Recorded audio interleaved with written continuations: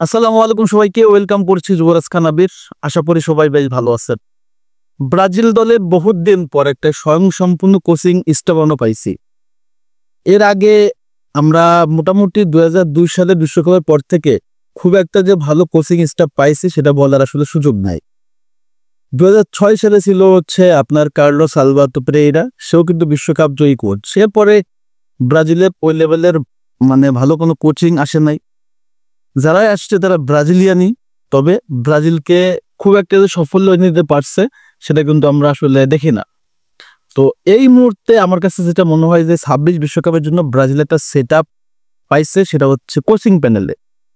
এবার এই কোচিং প্যানেলের কাজ হচ্ছে ব্রাজিল থেকে ব্রাজিলের একটা পারফেক্ট একটা স্কোয়াড রেডি করা এবং সেখান থেকে একটা স্বয়ংসম্পূর্ণ একটা একাদশ রেডি করা যারা কিনা বিশ্বকে ফাইট দিতে পারে।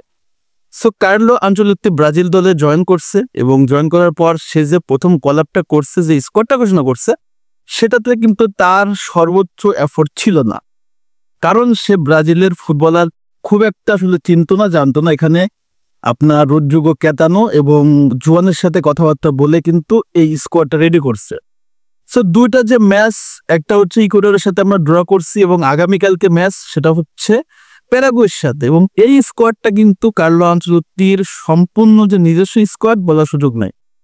সো এই স্কোয়াড থেকে আলটিমেটলি কার্লো রেজাল্ট নিয়ে আপনি ওই লেভেলের আসলে আশাহত বা আশানুরূপ ফল না পেলে খুব একটা হতাশ হবে, বিষয়টা এমন না।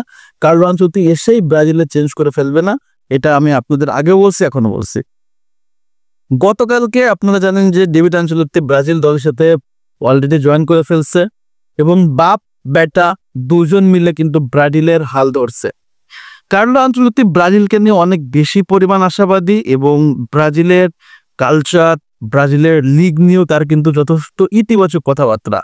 সে কিন্তু প্রেস কনফারেন্সে অনেক কথাই বলছে, সে বলছে যে ব্রাজিলের বর্তমান যারা একাদশে বা স্কোয়াডে আছে তারা যথেষ্ট কোয়ালিটিফুল এবং পারফেক্ট প্রসিদ্ধ প্লেয়ার আমাদের এখানে আছে এবং ব্রাজিলের লিগে যারা খেলে তারা সবাই কিন্তু ইউরোপের টপ লেভেলে খেলার মতো কোয়ালিটি রাখে। তার মনে হচ্ছে সে অন্তত এইটুক অ্যাবজার্ভ করতে পারছে, এইটুক সে বুঝতে পারছে যে আসলে ব্রাজিলের প্লেয়াররা কোন লেভেলে প্রতিভা ধরে এবং কোন লেভেলে তারা কোয়ালিটিফুল। ডেভিড চলে আসছে। ডেভিড আনচেলত্তি আসার আগে যখন সে ব্রাজিলের সাথে চুক্তিবদ্ধ হয়ে গেছে অফিসিয়ালি, তারপর থেকে কিন্তু ব্রাজিলের নিয়ে তার কাজকাম শুরু হয়ে গেছে। প্যারাগুয়ের নিয়ে অ্যানালিস করছে, প্যারাগুয়ের দুর্বলতা, স্ট্রং, ব্রাজিলের কোন জায়গায় আসলে ইকুয়েডরের সাথে ব্রাজিল পেরে ওঠে নাই, ওভারঅল মিলে সে কিন্তু তার কাজ সে করে ফেলছে। সে ব্রাজিলের লাস্ট প্র্যাকটিস সেশনে ছিল গতকালকে এবং সে প্র্যাকটিসে কিন্তু কার্লো আনচেলত্তি তার স্পেশাল একটা একাদশ সে রেডি করে ফেলছে এবং বাপ বেটা মিলে দুজন মিলে এবার ব্রাজিল টিমটাকে আগায় নিয়ে যাক, এবার কিন্তু সবচেয়ে বড় সুযোগ এবং এটা কার্লোর কাছে সবচেয়ে বড় অপরচুনিটি। তার 7টা ছেলে আছে এবং তার কাছে যে কোচিং প্যানেল আছে তারা সবাই কার্লোর সাথে প্রিভিয়াস কাজ করছে এবং প্রিভিয়াস প্রত্যেকটা টিমের সফলতার অংশীদার কিন্তু তারাই ছিল। এই মুহূর্তে কার্লো আনচেলত্তি লাস্ট প্রেস কনফারেন্সে একটা কথা বলছে, আমরা দল হিসেবে এইবার প্যারাগুয়ের সাথে ভালো একটা আমরা অনুশীলন করতে পারছি, প্লেয়াররা খুবই খুশি এবং আশা করি প্যারাগুয়ের সাথে আমরা আমাদের পক্ষে রেজাল্ট নিয়ে আসতে পারবো। এই ম্যাচে যদি আমরা জিতে যাই বা ফলাফল পক্ষে আসে তাহলে কিন্তু আমাদের বিশ্বকাপ কোয়ালিফাইটা নিশ্চিত হয়ে যাচ্ছে। সো কার্লো এবং Carlo and company total Brazil টিমটা ফোকাস থাকবে প্যারাগুয়েকে ঘরের মাঠে একটা ভালোভাবে ম্যাচের রেজাল্টটা ব্রাজিলের জয় নিশ্চিত করাই হচ্ছে এই মুহূর্তে কার্লো এবং কার্লোর ছেলের এবং টোটাল ব্রাজিল প্লেয়ারদের টার্গেট।